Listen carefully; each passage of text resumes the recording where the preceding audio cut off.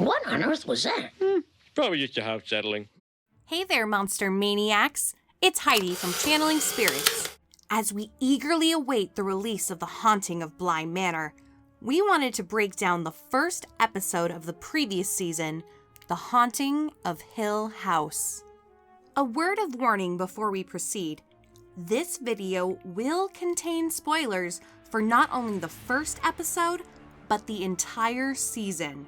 For those of you we didn't scare away, welcome home. The first episode focuses on Stephen Crain, the oldest and firstborn of the Crain children. Fine, I'll just handle it, shall I? That's why everybody dumps their shit on me, isn't it, Steve? I'm the oldest, it's my job. Oh, wait. That's you. It opens with Stephen narrating nearly word for word the first paragraph of Shirley Jackson's novel, which the show was based on. No live organism can continue to exist sanely under conditions of absolute reality. Even larks and katydids are supposed by some to dream. Hill House, not sane, stood by itself against its hills, holding darkness within. It had stood so for 100 years before my family moved in, and might stand 100 more. Within, walls stood upright, bricks met neatly, floors were firm. Silence lay steadily against the wood and stone of Hill House, and whatever walked there, walked alone. He uses personifying language to describe Hill House, and we will come to find it is a character in and of itself. Inside, a young Stephen is sleeping with his eyes closed.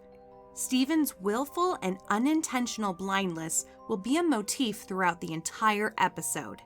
He awakens just before hearing a series of cries, the first hint that the Crain children have extrasensory perception. The statues in the hallway make us accustomed to seeing human forms lingering throughout the house, and you probably won't notice how many hidden ghosts linger in the corners. You already missed one, and you may miss the other 7 in this episode.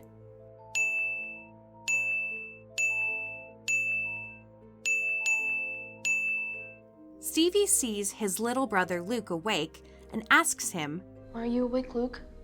"'Cause Nellie's awake." Once again, the Crain children have extrasensory abilities. Luke will later call it kind of in each other's heads. You know, it's been like that since we were kids. It's a twin thing. Stephen asks what woke his sister Nellie, and she replies, Definitely. And while we come to find the bent neck lady is a type of ghost, it isn't one in the usual sense. The show has many literal and metaphorical ghosts which haunt the characters. Hugh, their father, comes in to comfort her. He reminds her, "You remember what we talked about before? About our dreams?" They can spill. Hugh's reasoning of the bent neck lady as merely a dream spilling over informs us how grounded he is, and we will later see how consumed he is by the grounds. Unlike his wife and children, he doesn't have any sensitivity or psychic traits. Shortly after, he does find his oldest daughter with her dream spilling over, dancing in the red room.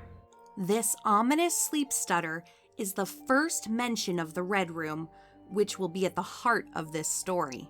After checking on Shirley, Hugh finds the twins' bedroom door suddenly open. He closes it again, inspects it, and we get a moment of tension where the camera lingers in the hallway, slowly panning in, then suddenly cutting to Hugh getting in bed, giving us the effect of a jump scare, but without actually showing us anything. Like Stanley Kubrick, Mike Flanagan is a master of building dread and tension. Maybe that's why they had him direct Dr. Sleep. The introduction features statues, which we've previously seen. The idea of a statue is usually a monument to the past, a form of a ghost in and of itself. They feature in Jackson's novel and have been shown in previous film adaptations as well. We find ourselves in present-day 2018, as indicated by Steven's tape recorder.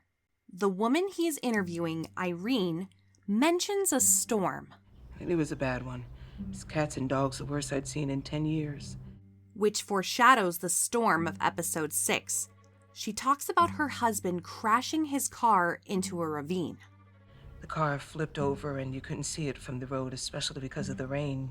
Once again, the inability to see is brought up.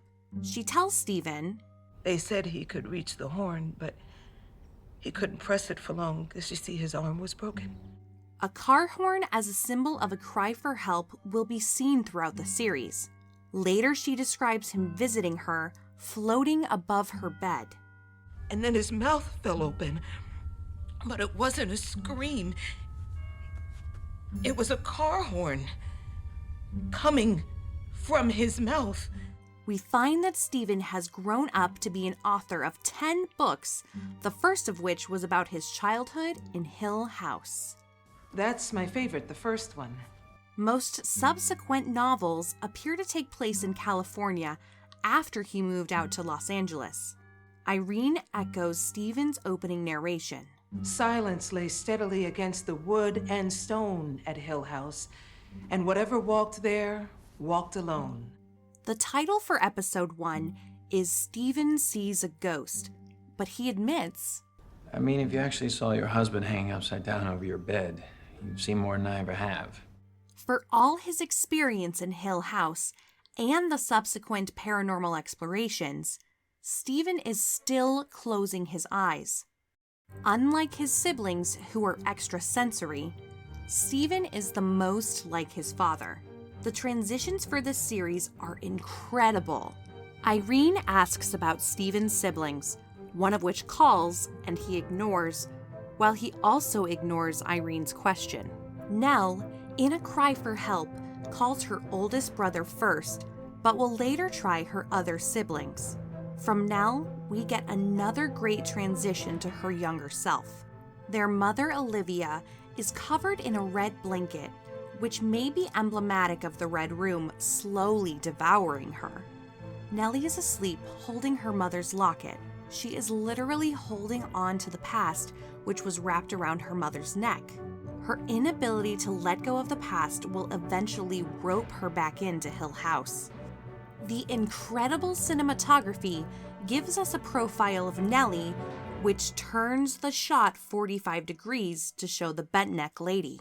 Just like Irene's husband, she floats above her, which cuts to an adult Nellie in profile. Though the bent neck lady's mouth doesn't open and make a car horn, we do hear them in the distance, as she literally calls for help. The second person Nell calls is Shirley, the second oldest, who also ignores her. Shirley is a mortician who is trying to comfort a young boy named Max, who continues to see his grandmother even after she has died. She states, Viewing is just a way to do that, to see her one last time and tell her you love her. a way for the living to physically see the dead, but Max, like Steven, refuses to do this. However, that's because Max is already seeing the dead. Mommy keeps sitting on my bed at night, touching my hair. She just stares at me. That silent stare is similar to the many ghosts in Hill House. Max also says, And her eyes must hurt Why? because she doesn't blink. furthering the motif of the dead endlessly watching, even if some can't or won't see them. Won't or can't? Shirley's husband Kevin says, Hey, I think you really nailed it. which he then nails a picture to a wall, symbolic of when morticians would nail coffins closed, but also transitioning us into the past. Hugh was attempting to repair the house. However, He's trying to fix the flu. The house doesn't like it, I guess. again, the personifying language is intentional. Hill House is unhappy with Hugh's attempt to renovate. It is dead set on keeping him busy, while it breaks down the rest of the family. Mr. Dudley gives young Shirley a skeleton key so she can hopefully open the Red Room's door. We see a shot of the doorknob carved with a lion. The choice of a predator is intentional, and its mouth is closed because it is currently chewing its victim. The door itself looks like a face with 2 eyes and a gaping mouth. The human tendency to see faces in inanimate objects is called pareidolia and will feature heavily throughout the episodes. When they can't open the door, Nellie states, It's an emergency! which transitions to Steven in the present. I know you don't need me to tell you this, but literally everything is an emergency with Nell. Steven refuses to use the word supernatural, insisting all events are natural phenomena that just haven't been understood. He talks about how people once feared eclipses, an interesting word choice considering the trauma of Hill House has eclipsed his family. He states they believed it to be The eye of an angry god. Again, the eye motif is brought up. The scene shifts to Theo, the third-born who is wearing gloves. The gloves provide her a physical boundary. Boundaries. While she seduces a woman from a physical distance. Almost like a ghost, she disappears from sight but then reappears. Theo eventually removes them as they dance, and it becomes more romantically and physically close. The couple holds hands while dancing, which transitions into a different physical duet. Theodora then becomes emotionally distant, symbolized by putting her gloves back on. We then find an older Hugh Crain sleeping in Jacksonville, Florida. He turns to find his wife covered in shadows and is met by a gaping mouth whose scream is almost like a car horn. He awakes from a metaphorical cry for help to Nell's literal one. She tells her father, I'm at home. Home is another interesting concept explored in the series. Is it the house you reside in? Is it the house you once lived in? Or people and places you feel comfortable with? Nell's home is clearly not what Hugh understands. Despite no living person being at Hill House, the lights are on and Hugh promptly turns on his own light. It transitions to Hugh opening one door in an emergency to another. Stevie is once again sleeping, now slightly covered by a red blanket, as Hill House slowly devours him. With Hill House now threatened, the lion's mouth is open, just like in the intro. Hugh tells his son, I'm gonna carry you. which he literally does for Stevie and figuratively for all his children, though they don't initially know this. He also instructs, You keep your eyes closed no matter what you hear. You don't open them. which is why Steven never sees a ghost both in Hill House and throughout his many investigations. The scene shifts as Steven repeatedly calls, Dad! Dad! Dad, I told you. Hugh tells his son, And you stay with her. You keep your eye on her. Don't let her out of your sight. again, the motif of sight is brought up. Hugh fails to understand Steven's home is no longer his, and Nell may not be welcome there, unlike another one. Steven lays on the bed and willfully closes his eyes. This transitions to his sister, also with her eyes closed, dancing among the statues of Hill House. Once again, Shirley predicts in her dreams someone is in the red room. Nell's twin Luke holds his neck and awakens. He is bathed in an eerie red glow, which we have seen before. Steven also wakes as he did previously when his sister was in danger. Once again, he tries to close his eyes, but the storm won't allow it. Car horns alarm him, and the intersection transitions from day to night. He explains the leak in the roof and the lack of a stop sign outside of the house, affecting Irene's perception and altering it into seeing a ghost. We will see that Hill House also alters perceptions, but in a different way. As Steven looks at his completed novel, we transition back to when it was a manuscript. Back in the present, Irene asks, You really didn't see anything. which transitions to, They didn't see anything. Hugh insists on sacrificing himself. Okay, fine, they can rip me to pieces, but they don't get to take bites out of the kids. This not only foreshadows the end of the season, but again, the word choice of devouring is intentional. Hugh also uses more personifying language about the house. And it sits there and rots. We have a brilliant transition from the past to the present. Stevie looks up from the passenger seat, while his adult self looks at the ghost of his past. The transitions in this series are a type of ghost in themselves, echoes and memories haunting the present. In the past, Stevie ironically quotes, "Because there are more things in heaven and earth, Horatio, than are dreamt of in your philosophy." Taken out of context, the Crains use this to justify the limited Christian perspective of Mrs. Dudley. However, Hamlet is a play sparked by supernatural events, and that line is actually Hamlet diminishing Horatio for not believing in ghosts. When Olivia asks where Luke is, Stevie asks, I assume you tried the treehouse? Very funny, mister. We will eventually find out the treehouse doesn't exist, but is actually the Red Room.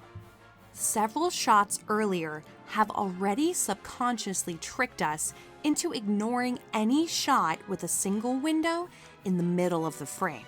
But Luke's Red Room also has a red hatch and a red truck. When Luke wants to make a No Girls Allowed sign, Stevie asks, What happened to your other sign? Leo ripped it. A character obsessed with boundaries also insists on tearing them up. Luke draws Abigail, a girl Stevie believes to be an imaginary friend, and notices a drawing of a person with a gaping mouth. This is similar to Irene's ghost, Hugh's wife, and eventually Nell. They are all the open mouth of Hill House, ready to devour the Crains. Little Luke pleads, Will you hang out with me? Each of the Crain children represents one stage of Kubler-Ross' 5 stages of grief. The first is denial. No way, because I'm not dying. Second is anger. Why, you little... After that comes fear. What's after fear? What's after fear? Bargaining. Doc, you gotta get me out of this. I'll make it worth your while. Finally, acceptance. Well, we all gotta go sometime. Luke represents bargaining, and just as he begged his brother in the past, in the present, he bargains again. He tells him, This isn't what it looks like. Stephen believes his substance-abusing brother is stealing for drugs, but once again, he both cannot and will not see the truth. I know it really isn't what you think. Luke even returns the camera, a visually recording device, another part of Stephen's technology, which he uses to both see and record. Stephen finds Nell in his apartment and asks her if she told Luke where he lives, but she cannot say anything. Like her sleep paralysis when she was younger, Nellie tries to speak but can't. When Hugh calls to tell his son that Nellie is dead, the title of the episode finally makes sense, and for the first time, Stephen opens his eyes. The episode began with Stephen responding to Nellie's literal cry for help, and her life ends because he doesn't answer it for a second time. If you enjoyed this video and think we deserve it, That's a very interesting story, Mrs. Walker. please subscribe. If you are in the position to help, please support us on Patreon and keep coming back for more spooktacular videos. I'm Heidi with Channeling Spirits, and thanks for watching. You move stealthily toward it, but your leg! Ah! It's caught in a bear trap! Quietly. But seriously, guys, if you haven't seen the show, go watch it now because it's phenomenal. It's so good. I'm obsessed.